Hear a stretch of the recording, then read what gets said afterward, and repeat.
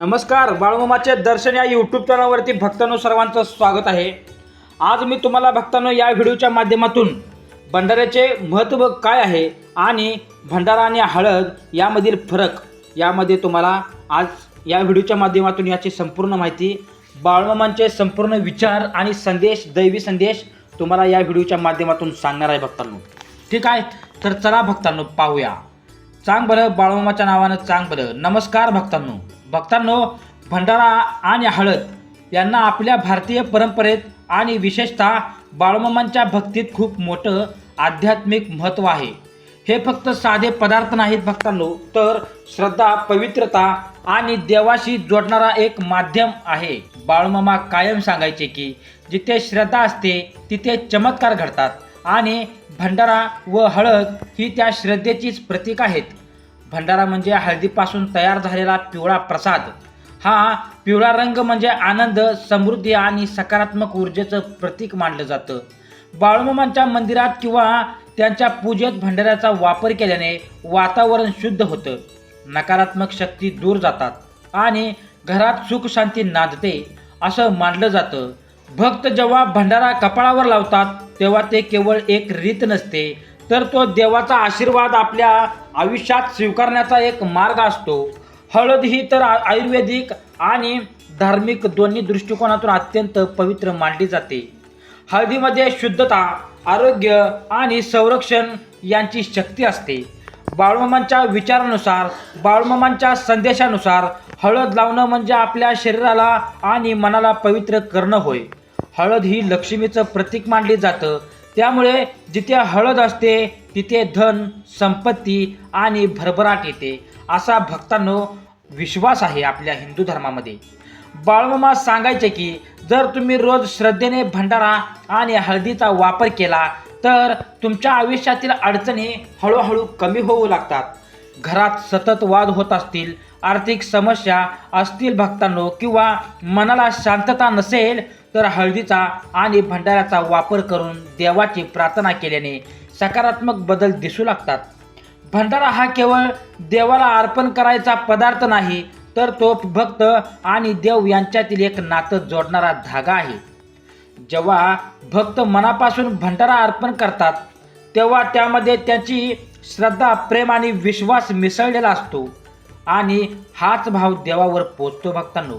बाळूमामांच्या कृपेने असा भक्त कधीही रिकामा राहत नाही, त्यांच्या आयुष्यात नेहमी काही ना काही चांगलं घडत राहतं। हळद ही स्त्रीच्या सौभाग्याची जोडलेली आहे, लक्षात ठेवा। त्यामुळे घरातील स्त्रियांनी हळदीचा आदर ठेवून तिचा वापर केल्यास घरात आनंद आणि सौख्य वाढतं। बाळूमामांच्या भक्तीत हळदीचा वापर म्हणजे केवळ परंपरा नाही, तर ती एक शक्ती आहे जी आपल्या जीवनाला दिशा देते। भक्तांनो, बाळूमामा पुढेही सांगतात, अरे माझ्या भक्तांनो, लेकरांनो आणि बाळांनो, श्रद्धा ठेवा आणि विश्वास ठेवा। भंडारा आणि हळद हे फक्त साधन आहेत, पण त्यामागची खरी ताकद तुमच्या मनात असलेल्या भक्तीत आहे। जेव्हा मन शुद्ध आणि भावना प्रामाणिक असतात तेव्हा देव स्वतः तुमच्या पाठीशी उभा राहतो आणि तुमचं जीवन सुख समृद्धीने भरून टाकतो भक्तांनो, बोला बाळूमामाच्या नावानं चांग भलं। तसेच भंडारा आणि हळद याचं महत्त्व जितकं दिसतं त्यापेक्षा खूप खोल आणि सूक्ष्म आहे आणि बाळूमामांच्या शिकवणीत याचा अर्थ फक्त पूजा किंवा परंपरा इतकाच मर्यादित नाही, तर तो आपल्या जीवनशैलीशी जोडलेला आहे। बाळूमामा सांगायचे की अरे माझ्या लेकरांनो, प्रत्येक वस्तूंमध्ये एक ऊर्जा असते आणि हळद व भंडारा ही सकारात्मक ऊर्जेची जिवंत उदाहरणं आहेत। जेव्हा आपण देवापुढे भंडारा अर्पण करतो तेव्हा आपण आपल्या मनातील अहंकार, दुःख आणि नकारात्मक विचारही त्याच्यासोबत अर्पण करतो। भंडाऱ्याचा पिवळा रंग आपल्या मनात आशेचा किरण निर्माण करतो भक्तांनो। अनेक वेळा जीवनात अंधार वाटतो, काहीच मार्ग दिसत नाही, पण अशा वेळी भक्तीने लावलेला भंडारा मनाला धीर देतो आणि सगळं ठीक होईल असा विश्वास निर्माण करतो। बाळूमामा सांगायचे की सकाळी उठल्यावर जर आपण कपाळावर थोडासा भंडारा लावला आणि देवाचं स्मरण केलं तर त्या दिवसभर आपल्या भोवती एक अदृश्य संरक्षण कवच तयार होतं भक्तांनो। हे कवच वाईट नजरा, नकारात्मक शक्ती आणि वाईट विचारांपासून आपल्याला वाचवतं. म्हणूनच अनेक भक्त दररोज एक छोटासा पण प्रभावी उपाय करतात. भक्तांनो, हळदीबद्दल भक्तांनो बाळूमामांची एक खास विशेष शिकवण होती. हळद म्हणजे आईची माया. जसं आई आपल्या मुलाचं रक्षण करते, तसं हळद आपल्या भक्तांनो शरीराचं आणि मनाचं रक्षण करते. घरात हळदीचा सुगंध असणं म्हणजे घरात देवाचं अस्तित्व असल्यासारखं असतं. त्यामुळे काही भक्त गुरुवारी किंवा विशेष दिवशी घरात हळद जाळण्याचा किंवा पाण्यात मिसळून शिंपडतात, ज्यामुळे भक्तांनो घरात नकारात्मक ऊर्जा निघून जाते. घरातील माणसातील नकारात्मक विचार निघून जातात असं मानलं जातं.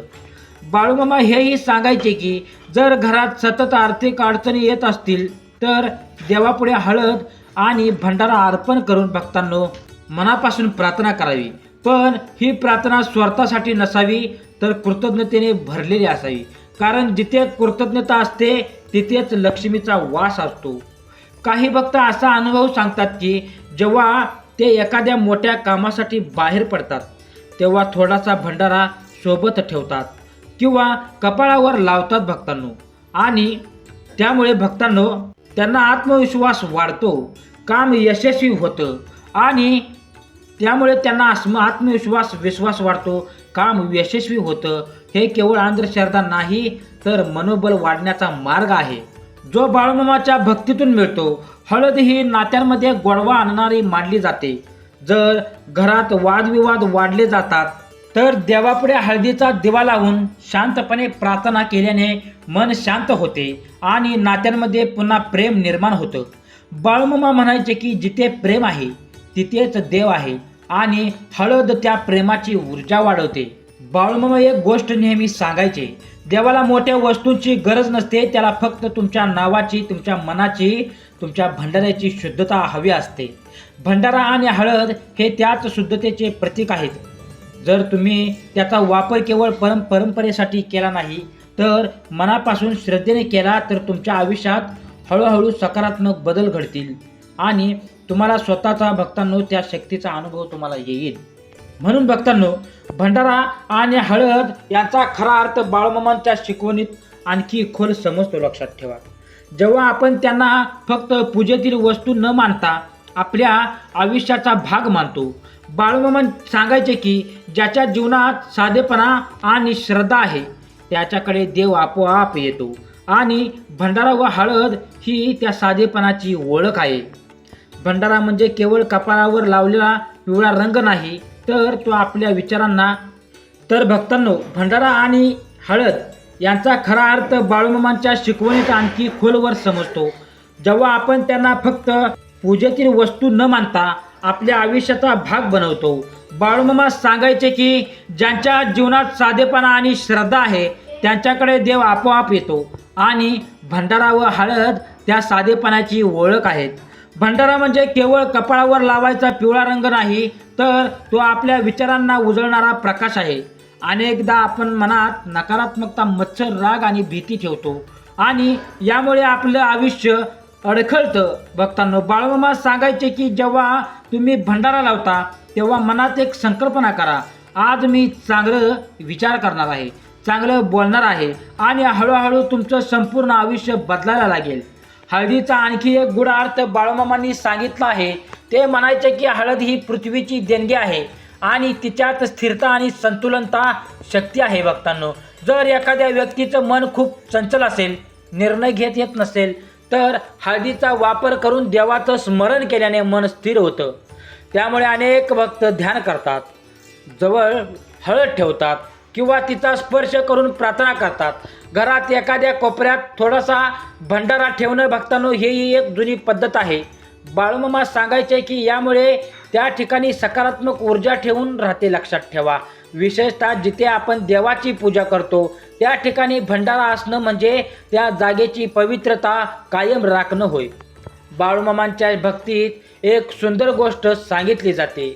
जर तुम्ही कोणाला मनापासून भंडारा दिला तर ते केवळ प्रसाद देणं नसतं, तर तुम्ही त्याला तुमच्या शुभेच्छा, आशीर्वाद आणि प्रेम देत असता. लक्षात ठेवा, त्यामुळे भंडारा वाटणं म्हणजे चांगुलपणाची वितरण करणं आहे. लक्षात ठेवा, जितकं तुम्ही चांगलं वाटाल तितकं ते तुमच्याकडे परत येतं, हा त्यामागचा भाव आहे. हळदीचा वापर फक्त देवपूजेत नाही तर आयुष्यातील महत्त्वाच्या क्षणामध्येही केला जातो, जसं की लग्न, नवीन कामाची सुरुवात किंवा भक्तांनो घरातला शुभ प्रसंग. यामागे बाळूमामांची शिकवण अशी आहे की प्रत्येक नवीन सुरुवात पवित्र आणि सकारात्मक ऊर्जेची व्हावी आणि हळद ही त्या सुरुवातीची साक्षीदार असते. लक्षात ठेवा, काही वेळा लोक विचारतात की आपण इतकं सगळं करतो पण लगेच परिणाम का दिसत नाही. यावरून भक्तांनो बाळूमामा सांगायचे की भंडारा आणि हळद हे जादू नाहीत, तर ते तुमच्या श्रद्धेचं प्रतीक आहेत. जसं बी पेरल्यानंतर झाड होण्यासाठी वेळ लागतो, तसंच भक्तीचं भक्तांनो असंच आहे. परिणामीही हळूहळू दिसू लागतात, पण जेव्हा ते दिसायला लागतात तेव्हा आयुष्य पूर्णपणे बदललेलं असतं. बाळूमामा नेहमी एक साधी पण प्रभावी गोष्ट सांगायचे, तुमचं मन स्वच्छ ठेवा, बाकी सगळं देव पाहिल. भंडारा आणि हळद हे त्या स्वच्छतेचं प्रतीक आहे. जेव्हा तुम्ही मनापासून त्याचा आदर करता तेव्हा तुमचं मनही हळूहळू शांत, स्थिर आणि आनंद होतं. लक्षात ठेवा भक्तांनो, बाळूमामा हेही सांगतात की भक्तांनो भंडारा आणि हळद याची खरी शक्ती त्यांच्या रंगात किंवा रूपात नाही तर तुमच्या विश्वासात आहे. जर विश्वास दृढ असेल तर छोटासा भंडाराही मोठं चमत्कार घडवू शकतो, आणि जर विश्वास नसेल तर कितीही मोठी पूजा केली तरी त्याचा उपयोग होत नाही. म्हणून बाळूमामांच्या शब्दावर विश्वास ठेवा, श्रद्धा ठेवा आणि तुमचं आयुष्य हळूहळू प्रकाशाने भरून जाईल. भक्तांनो बाळूमामांच्या विचारानुसार भंडारा आणि हळद यांच्याबद्दल बाळूमामांच्या विचारात अजून एक वेगळी आणि खोल बाजू दिसून येते, जी आपल्याला जीवन जगण्याची दिशा देते. बाळूमामा सांगायचे की भक्ती ही केवळ देवळात नाही, ती आपल्या प्रत्येक कृतीत दिसली पाहिजे, आणि भंडारा व हळद हे त्या भक्तीचं जिवंत रूप आहे. भंडाऱ्याचा रंग पिवळा असतो आणि हा रंग सूर्याशी जोडलेला मानला जातो. सूर्य म्हणजे ऊर्जा, प्रकाश आणि जीवन. बाळूमामा म्हणायचे की जसं सूर्य अंधार दूर करतो तसंच भंडारा आपल्या आयुष्यातील अज्ञान आणि भीती दूर करण्याची ताकद ठेवतो. जेव्हा तुम्ही कपाळावर भंडारा लावता तेव्हा तो फक्त एक चिन्ह नसतो, तर तो तुमच्या जीवनात प्रकाश येण्याचा संकेत असतो. भक्तांनो, हळदीच्या बाबतीत बाळूमामांची एक वेगळी शिकवण होती. हळद म्हणजे संयम आणि सहनशीलतेचे प्रतीक.